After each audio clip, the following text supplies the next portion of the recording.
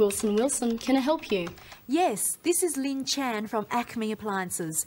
I would like to speak to Mr. Wilson if he's available, please. Can I help you? Or how can I help you?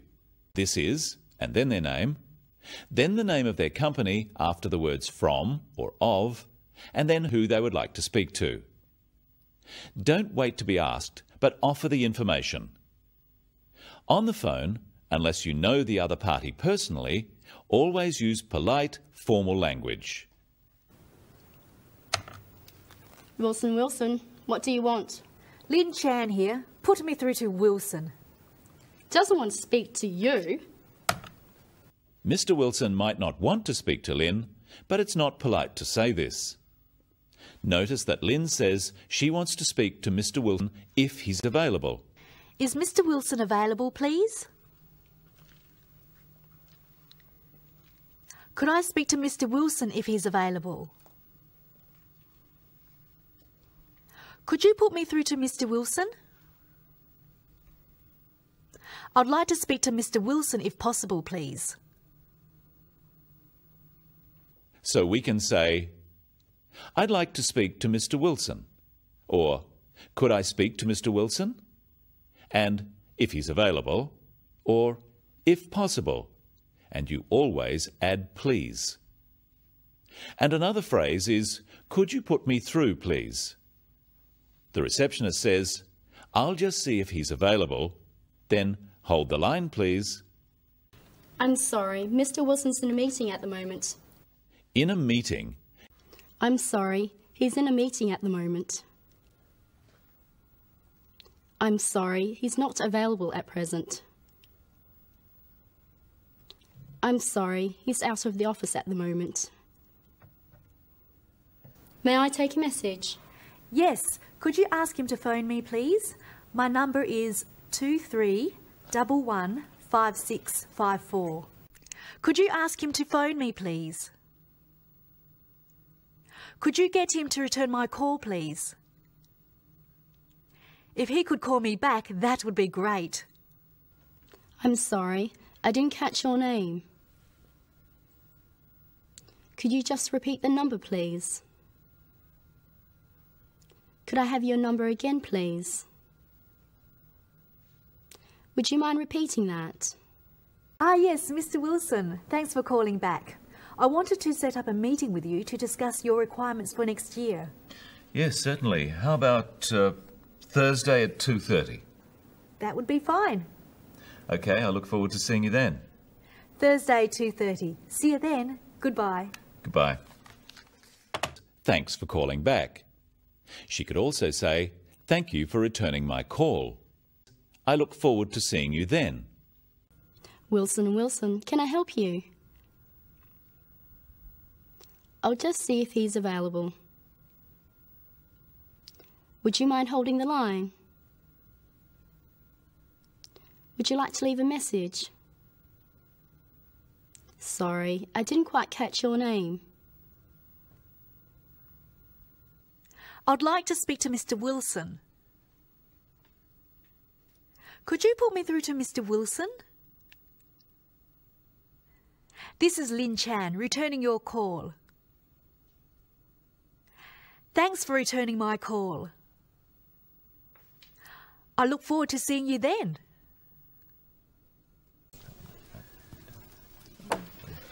Negotiation is a discussion that should result in an agreement or business contract. Small talk, something to break the ice or make the meeting a friendly one. Hello, Lynn Chan, Sales Manager for National Sugar, and my associate, John Martin. Very pleased to meet you. I'm Victor Tang, and this is my legal advisor, Sue Panay. I hope you had a pleasant flight over.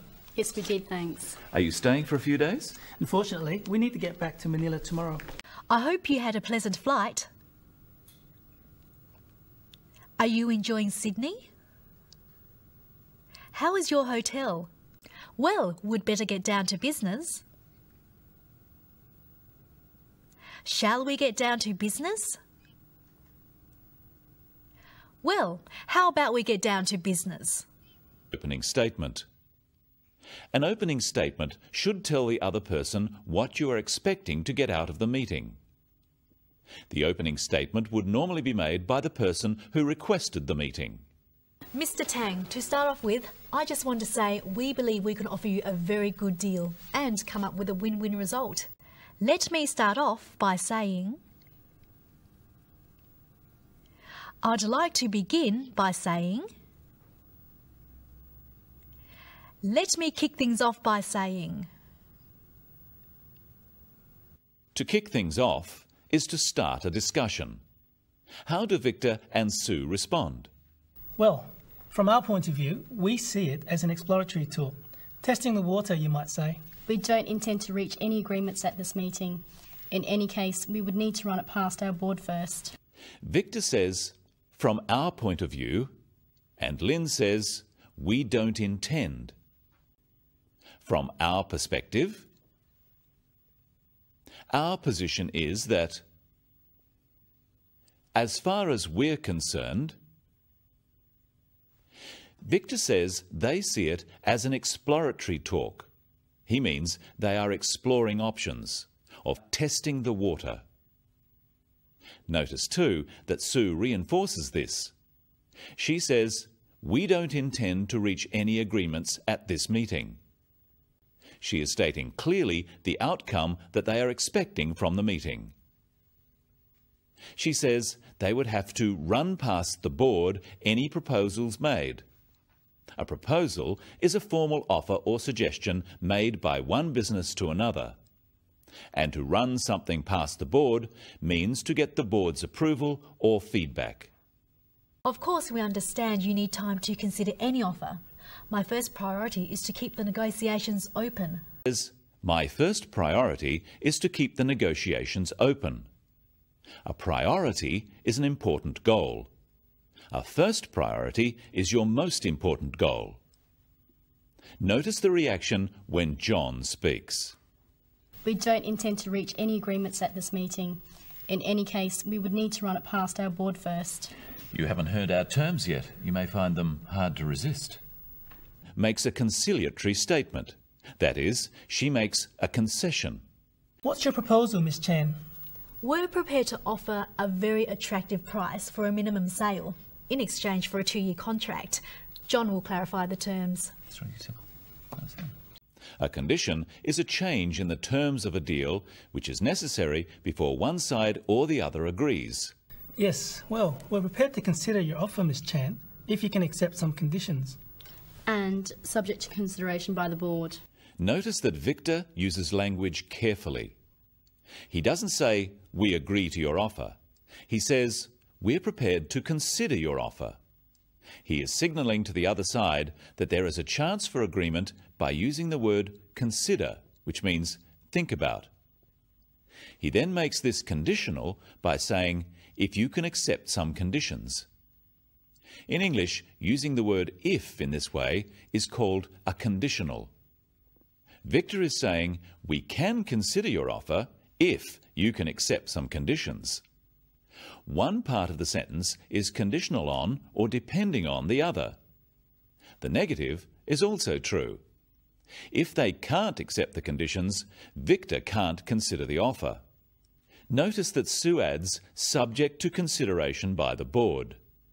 Subject to is another type of conditional phrase.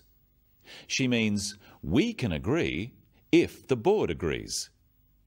Subject to is a legal phrase meaning only if or only after. There are a number of expressions you can use when giving a condition. Try them after me. Subject to the board's agreement. Conditional on the board's agreement. Providing that the board agrees. As long as the board agrees. On condition that the board agrees. Let's look now at Victor's first condition.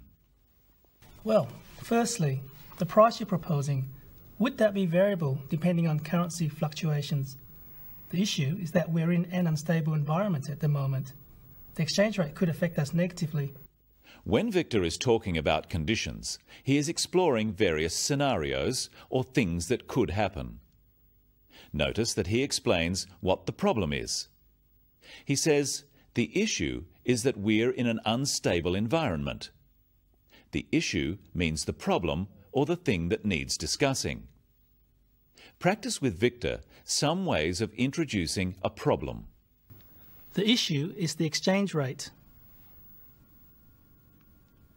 The problem is the exchange rate.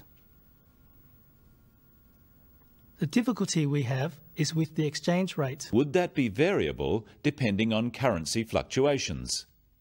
Fluctuations are changes. We can express this another way. If the currency changes, will the price change? Could is used to express a possibility, something that might happen. Victor says the exchange rate could affect us negatively. Notice that you can say something will affect you negatively, it will have a negative or bad effect, or positively, it will have a positive or good effect. Would you consider hedging against currency? Would you agree to hedging against currency? We could consider hedging against currency. We could agree to hedging against currency.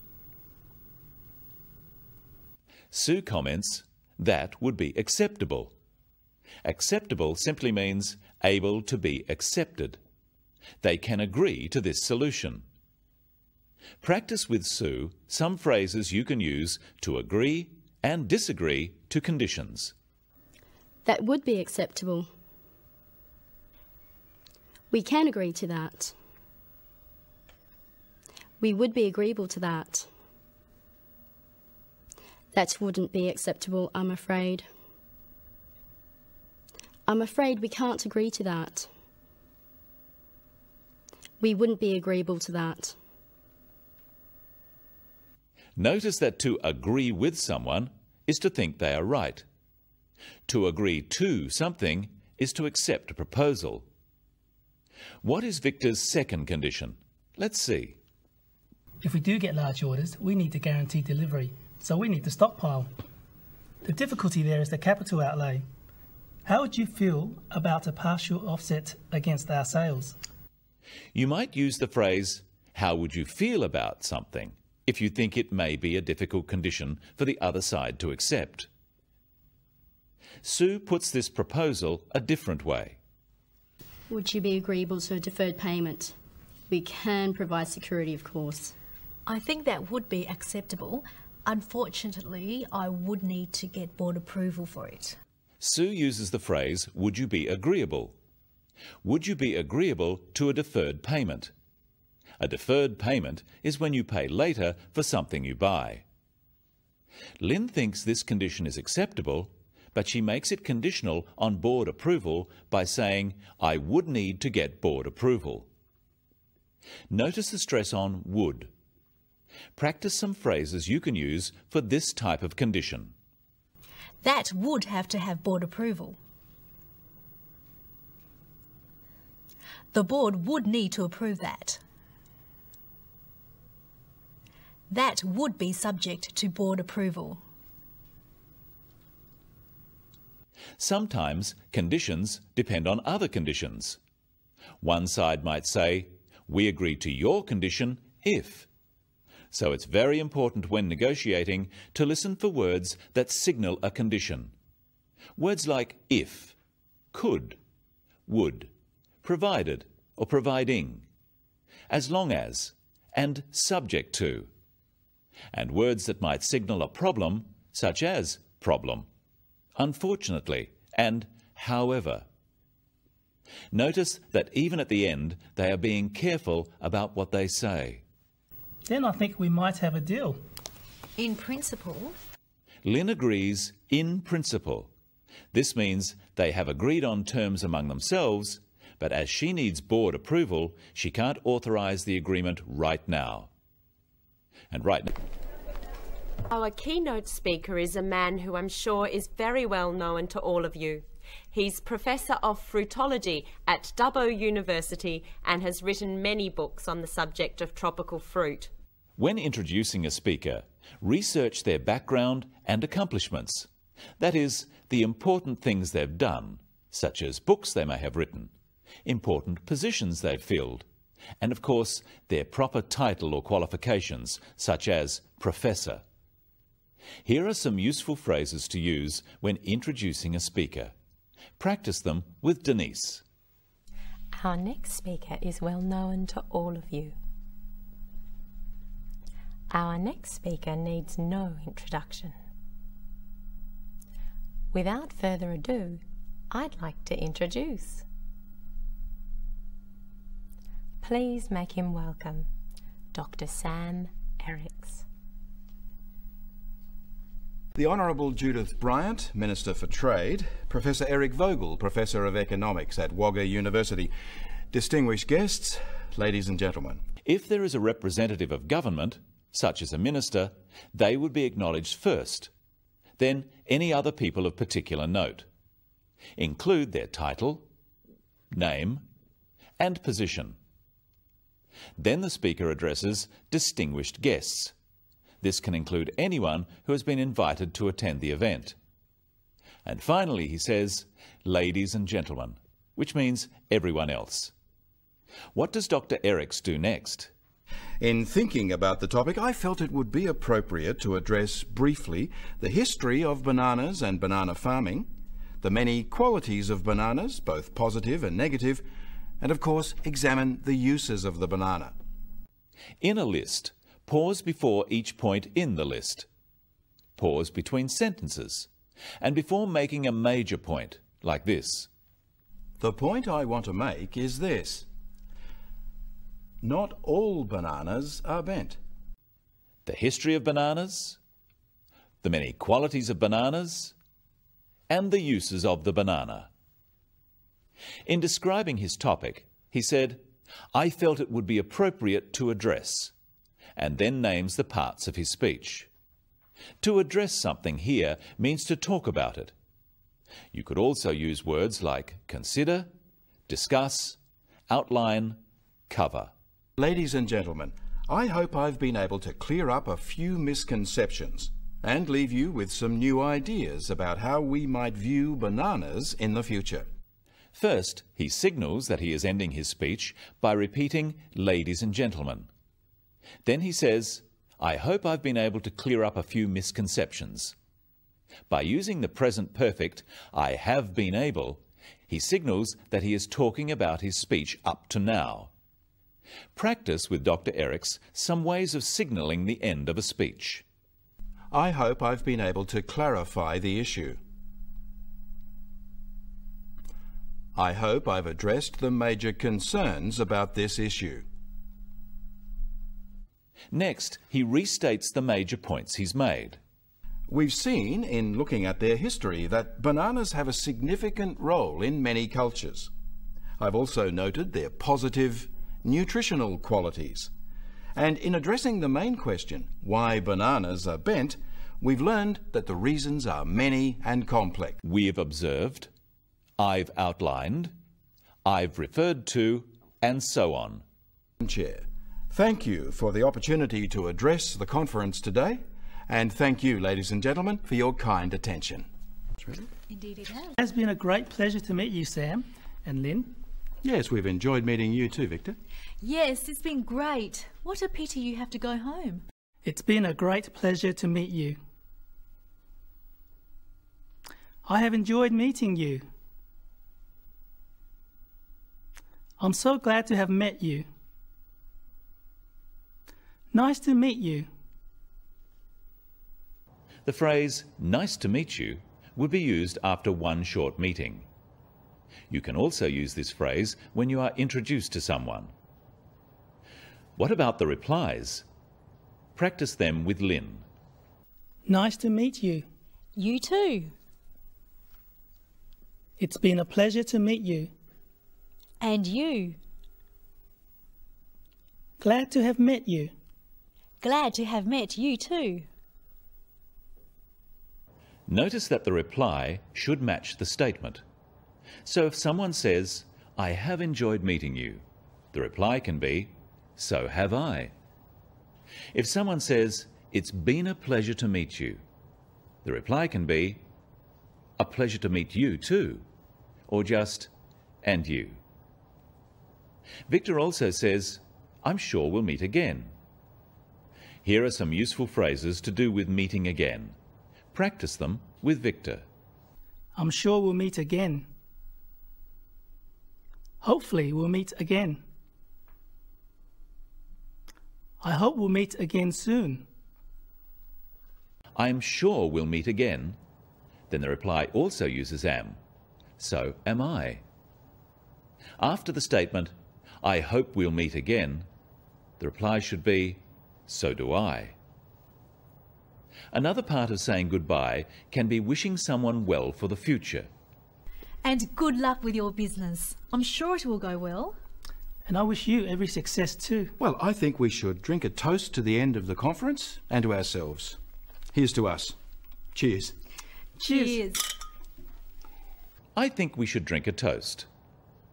Another phrase he could use is, "Let's drink to." For example, "Let's drink to the end of the conference," or "Let's drink to our future meeting." Then they clink their glasses together and say, "Cheers." Here's another version of the toast. Let's drink to our next meeting. Our next meeting. Cheers. We should keep in touch. Yes. Have I given you my card? Ah, no. Thanks very much. Here's mine. Do you have a card, Lynn? Yes. Thank you. I'll send you an email. Repeat the phrases after Sam. We must keep in touch. We must keep in contact. Here's my card. Would you like my card? Do you have a card? The next part of their conversation is about meeting again. Listen. And if you're ever in Singapore, you must look me up. We certainly will. And you have my number. When you're next in Sydney, give me a call. We'll have a drink. To look someone up just means to arrange a meeting. When Victor says, "You must look me up," give me a call to Victor. You must look me up next time you're in town. You must come and see me. Why don't you give me a call when you're in town? Ring me if you're in town.